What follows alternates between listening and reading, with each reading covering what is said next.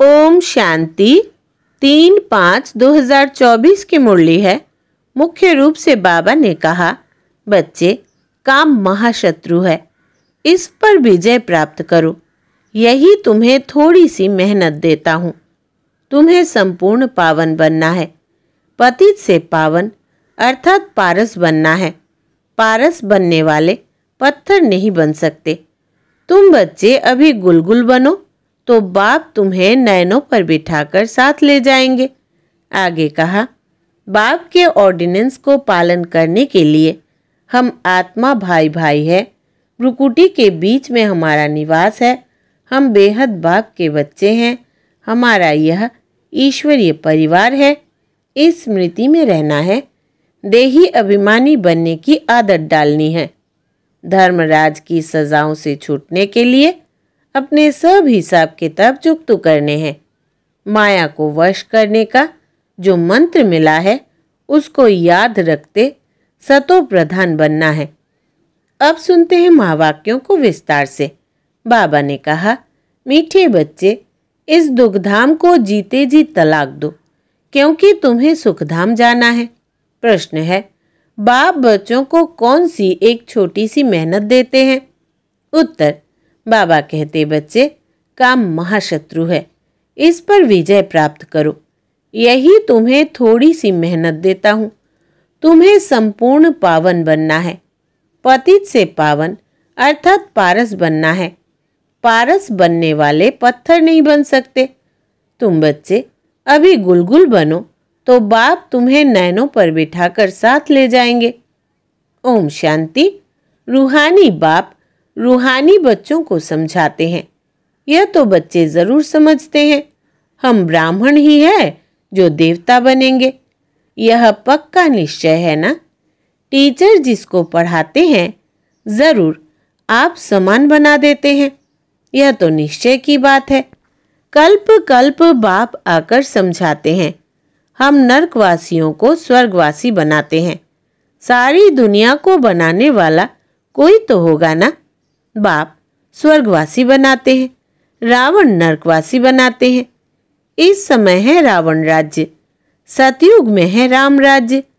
राम राज्य की स्थापना करने वाला है तो जरूर रावण राज्य की स्थापना करने वाला भी होगा।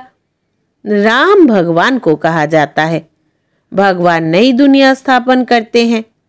ज्ञान तो बहुत सहज है, कोई बड़ी बात नहीं, परंतु पत्थर बुद्धि ऐसे है जो पारस बुद्धि होना ही असंभव समझते हैं। नरकवासी से स्वर्गवासी बनने में बड़ी मेहनत लगती है, क्योंकि माया का प्रभाव है। कितने बड़े बड़े मकान 50 मंजिल 100 मंजिल के बनाते हैं। स्वर्ग में कोई इतनी मंजिल नहीं होती। आजकल यहाँ ही बनाते रहते हैं। तुम समझते हो, सतयुग में ऐसे मकान नहीं होते जैसे यहाँ बनाते हैं। बाप खुद समझाते हैं, इतना छोटा झाड़ सारे विश्व पर होता है तो वहाँ मंजिलों आदि बनाने की दरकार ही नहीं। ढेर की ढेर जमीन पड़ी रहती है। यहाँ तो जमीन है नहीं, इसलिए जमीन का दाम कितना बढ़ गया है। वहाँ तो जमीन का भाव लगता ही नहीं, ना म्यूनिसिपैलिटी टैक्स आदि लगता है। जिसको जितनी जमीन चाहिए ले सकता है। वहाँ तुमको सब सुख मिल जाते हैं, सिर्फ एक बाप की इस नॉलेज से। मनुष्य 100 मंजिल आदि जो बनाते हैं उसमें भी पैसे आदि तो लगते हैं ना? वहाँ पैसे आदि लगते ही नहीं। अथाह धन रहता है, पैसे का कदर नहीं। ढेर पैसे होंगे तो क्या करेंगे? सोने हीरे मोतियों के महल आदि बना देते हैं। अभी तुम बच्चों को कितनी समझ मिली है? समझ और बेसमझ की ही बात है। सतो बुद्धि और तमो बुद्धि। सतो प्रधान स्वर्ग के मालिक, तमोगुणी बुद्धि नरक के मालिक। यह तो स्वर्ग नहीं है, यह है रोरो नरक। बहुत दुखी है, इसलिए पुकारते हैं भगवान को, फिर भूल जाते हैं। कितना माथा मारते, कॉन्फ्रेंस आदि करते रहते हैं कि एकता हो जाए। परंतु तुम बच्चे समझते हो यह आपस में मिल नहीं सकते। यह सारा झाड़ जर्जरी भूत है, फिर नया बनता है। तुम जानते हो कलयुग से सतयुग कैसे बनता है। यह नॉलेज तुमको बाप अभी ही समझाते हैं। सतयुगवासी सो फिर कलयुगवासी बनते हो, फिर तुम संगम युगवासी बन सतयुगवासी बनते हो। कहेंगे इतने सब सतयुग में जाएंगे? नहीं, जो सच्ची सत्य नारायण की कथा सुनेंगे वही स्वर्ग में जाएंगे, बाकी सब शांति धाम में चले जाएंगे। दुख धाम तो होगा ही नहीं। तो इस दुख धाम को जीते जी तलाक दे देना चाहिए। बाप युक्ति तो बताते हैं कैसे तुम तलाक दे सकते हो। इस सारी सृष्टि पर देवी देवताओं का राज्य था। अभी फिर बाप आते हैं स्थापना करने। हम उस बाप से विश्व का राज्य ले रहे हैं। ड्रामा प्लान अनुसार चेंज जरूर होनी है।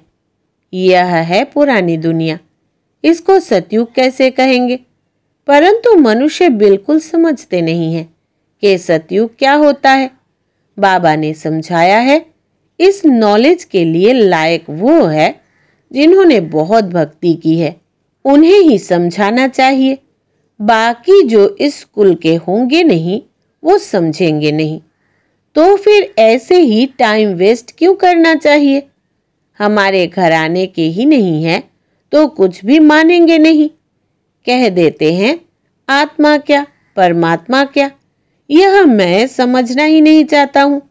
तो ऐसे के साथ मेहनत क्यों करनी चाहिए? बाबा ने समझाया है, ऊपर में लिखा हुआ है भगवान उवाच, मैं आता ही हूं कल्प कल्प पुरुषोत्तम संगम युग पर और साधारण मनुष्य तन में। जो अपने जन्मों को नहीं जानता है मैं बतलाता हूं। पूरे 5000 वर्ष का पाठ किसका होता है हम बता देते हैं। जो पहले नंबर में आया है उनका ही पाठ होगा ना। श्री कृष्ण की महिमा भी गाते हैं, फर्स्ट प्रिंस ऑफ सतयुग। वही फिर 84 जन्मों के बाद क्या होगा? First beggar, beggar to prince, फिर प्रिंस टू बेगर। तुम समझते हो प्रिंस टू बेगर कैसे बनते हैं? फिर बाप आकर कौड़ी से हीरे जैसा बनाते हैं। जो हीरे जैसा है वही फिर कौड़ी जैसा बनते हैं। पुनर्जन्म तो लेते हैं ना। सबसे ज्यादा जन्म कौन लेते हैं यह तुम समझते हो। पहले पहले तो श्री कृष्ण को ही मानेंगे, उनकी राजधानी है। बहुत जन्म भी उनके होंगे, यह तो बहुत सहज बात है। परंतु मनुष्य इन बातों पर ध्यान नहीं देते हैं। बाप समझाते हैं तो वंडर खाते हैं।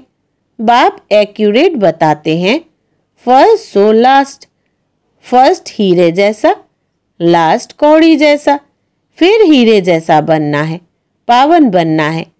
इसमें तकलीफ क्या है? पारलौकिक बाप ऑर्डिनेंस निकालते हैं, काम महाशत्रु है। तुम पतित किससे बने हो? विकार में जाने से। इसलिए बुलाते भी है पतित पावन आओ, क्योंकि बाप तो एवर पारस बुद्धि है, वो कभी पत्थर बुद्धि नहीं बनते हैं। कनेक्शन ही उनका और पहले नंबर जन्म लेने वाले का हुआ। देवताएं तो बहुत होते हैं, परंतु मनुष्य कुछ भी समझते नहीं। क्रिश्चियन लोग कहते हैं क्राइस्ट से 3000 वर्ष पहले पैराडाइज था। वो फिर भी पिछाड़ी को आए हैं ना, तो उनकी ताकत है। उनसे ही सब सीखने जाते हैं, क्योंकि उन्हों की फ्रेश बुद्धि है। वृद्धि भी उन्हों की है। सतो रजो तमो में आते हैं ना। तुम जानते हो सब कुछ विलायत से ही सीखते हैं। यह भी तुम जानते हो सतयुग में महल आदि बनने में कोई टाइम नहीं लगेगा। एक की बुद्धि में आया फिर वृद्धि होती जाती है। एक बनाकर फिर ढेर बनाते जाते हैं। बुद्धि में आ जाता है ना।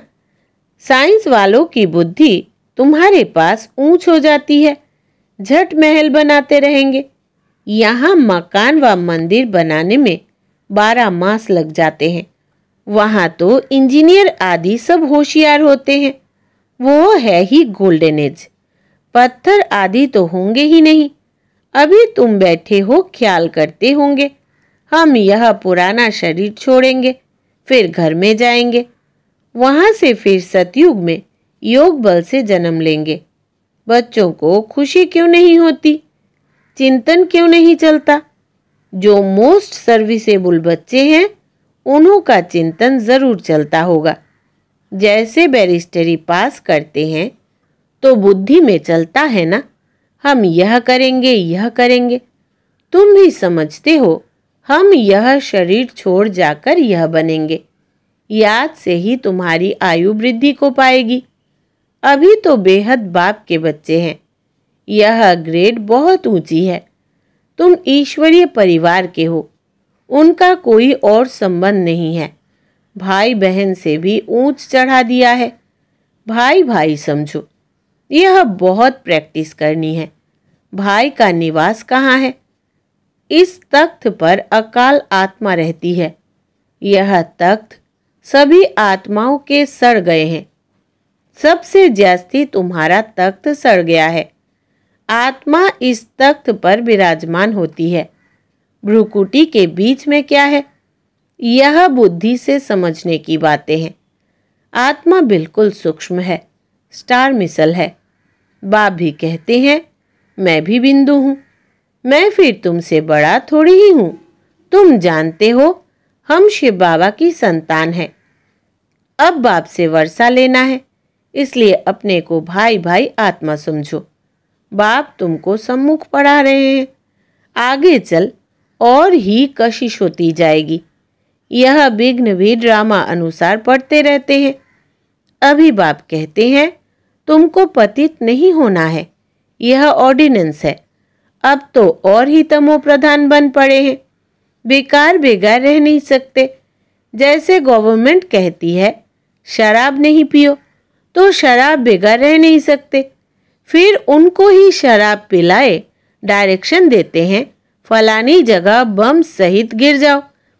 कितना नुकसान होता है। तुम यहाँ बैठे बैठे विश्व का मालिक बनते हो, वो फिर वहाँ बैठे बैठे बम्स छोड़ते हैं सारे विश्व के विनाश के लिए। कैसे चटा भेटी है। तुम यहाँ बैठे बैठे बाप को याद करते हो और विश्व के मालिक बन जाते हो। कैसे भी करके बाप को याद जरूर करना है। इसमें हठ योग करने व आसन आदि लगाने की भी बात नहीं है। बाबा कोई भी तकलीफ नहीं देते हैं। कैसे भी बैठो, सिर्फ तुम याद करो कि हम मोस्ट बिलवेड बच्चे हैं। तुमको बादशाही ऐसे मिलती है जैसे मक्खन से बाल।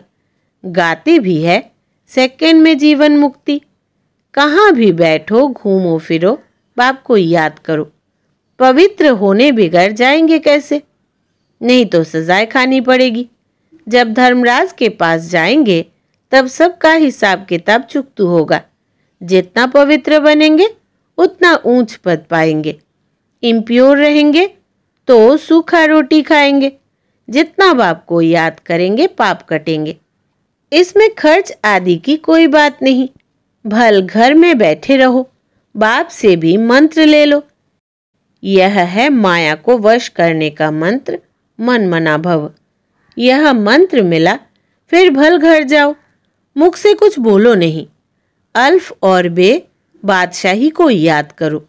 तुम समझते हो बाप को याद करने से हम सतो प्रधान बन जाएंगे, पाप कट जाएंगे। बाबा अपना अनुभव भी सुनाते हैं। भोजन पर बैठता हूँ, अच्छा हम बाबा को याद कर खाते हैं, फिर झट भूल जाता हूँ, क्योंकि गाया जाता है जिनके मत्थे मामला। कितना ख्याल करना पड़ता है। फलाने की आत्मा बहुत सर्विस करती है, उनको याद करना है। सर्विसेबल बच्चों को बहुत प्यार करते हैं। तुमको भी कहते हैं इस शरीर में जो आत्मा विराजमान है उनको याद करो। यहाँ तुम आते ही हो शिव बाबा के पास। बाप वहाँ से नीचे आए हैं। तुम सबको कहते भी हो भगवान आया है, परंतु समझते नहीं। युक्ति से बताना पड़े। हद और बेहद के दो बाप है। अब बेहद का बाप राजाई दे रहे हैं। पुरानी दुनिया का विनाश भी सामने खड़ा है। एक धर्म की स्थापना अनेक धर्मों का विनाश होता है। बाप कहते हैं, माँ में कमी याद करो तो तुम्हारे पाप भस्म हो जाएंगे। यह योग अग्नि है जिससे तुम तमो प्रधान से सतो प्रधान बन जाएंगे। यह तरीका बाप ने ही बताया है। तुम बच्चे जानते हो, बाप सबको गुलगुल बनाकर नैनों पर बिठाए ले जाते हैं। कौन से नैन? ज्ञान के। आत्माओं को ले जाते हैं। समझते हो, जाना तो जरूर है। उनसे पहले क्यों ना बाप से वर्षा ले ले। कमाई भी बहुत भारी है। बाप को भूलने से फिर घाटा भी बहुत है। पक्के व्यापारी बनो। बाप को याद करने से ही आत्मा पवित्र बनेगी। फिर एक शरीर छोड़ दूसरा जाकर लेंगे। तो बाप कहते हैं, मीठे मीठे बच्चों, देही अभिमानी बनो। यह आदत पक्की डालनी पड़े। अपने को आत्मा समझ बाप से पढ़ते रहो तो बेड़ा पार हो जाएगा। शिवालय में चले जाएंगे। चंद्रकांत वेदांत में भी यह कथा है। बोट अर्थात नाव कैसे चलती है? बीच में उतरते हैं, कोई चीज में दिल लग जाती है, स्टीमर चला जाता है। यह भक्ति मार्ग के शास्त्र भी बनेंगे, तुम पढ़ेंगे। फिर जब बाबा आएंगे तो यह सब छोड़ देंगे। बाप आते हैं सबको ले जाने। भारत का उत्थान और पतन कैसे होता है कितना क्लियर है। यह सांवरा और गोरा बनता है। ब्रह्मा सो विष्णु, विष्णु सो ब्रह्मा। एक तो सिर्फ नहीं बनता है ना। यह सारी समझानी है। श्री कृष्ण की भी समझानी है। गोरा और सांवरा स्वर्ग में जाते हैं तो नर्क को लात मारते हैं। यह चित्र में क्लियर है ना। राजाई के चित्र भी तुम्हारे बनाए थे। अच्छा, मीठे मीठे सिकिलधे बच्चों प्रति माता पिता बाप दादा का याद प्यार और गुड मॉर्निंग। रूहानी बाप की रूहानी बच्चों को नमस्ते। हम रूहानी बच्चों की रूहानी बाप दादा को याद प्यार, गुड मॉर्निंग और नमस्ते बाबा नमस्ते। धारणा के लिए मुख्य सार। पहला, बाप के ऑर्डिनेंस को पालन करने के लिए हम आत्मा भाई भाई है। भ्रुकुटी के बीच में हमारा निवास है। हम बेहद बाप के बच्चे हैं। हमारा यह ईश्वरीय परिवार है। इस स्मृति में रहना है। देही अभिमानी बनने की आदत डालनी है। दूसरा, धर्मराज की सजाओं से छूटने के लिए अपने सब हिसाब किताब चुकतू करने हैं। माया को वश करने का जो मंत्र मिला है उसको याद रखते सतो प्रधान बनना है। वरदान है, बिंदी रूप में स्थित रहे, औरों को भी ड्रामा के बिंदी की स्मृति दिलाने वाले विघ्न विनाशक भव। विस्तार है, जो बच्चे किसी भी बात में क्वेश्चन मार्क नहीं करते, सदा बिंदी रूप में स्थित रहे, हर कार्य में औरों को भी ड्रामा की बिंदी स्मृति में दिलाते हैं, उन्हें ही विघ्न विनाशक कहा जाता है। वो औरों को भी समर्थ बनाकर सफलता की मंजिल के समीप ले आते हैं। वो हद की सफलता की प्राप्ति को देख खुश नहीं होते, लेकिन बेहद के सफलता मूर्त होते हैं। सदा एक रस, एक श्रेष्ठ स्थिति में स्थित रहते हैं। वो अपनी सफलता की स्वस्थिति से असफलता को भी परिवर्तन कर देते हैं। स्लोगन है, दुआएं लो दुआएं दो तो बहुत जल्दी मायाजीत बन जाएंगे। दुआएं लो दुआएं दो तो बहुत जल्दी मायाजीत बन जाएंगे। अच्छा, ओम शांति।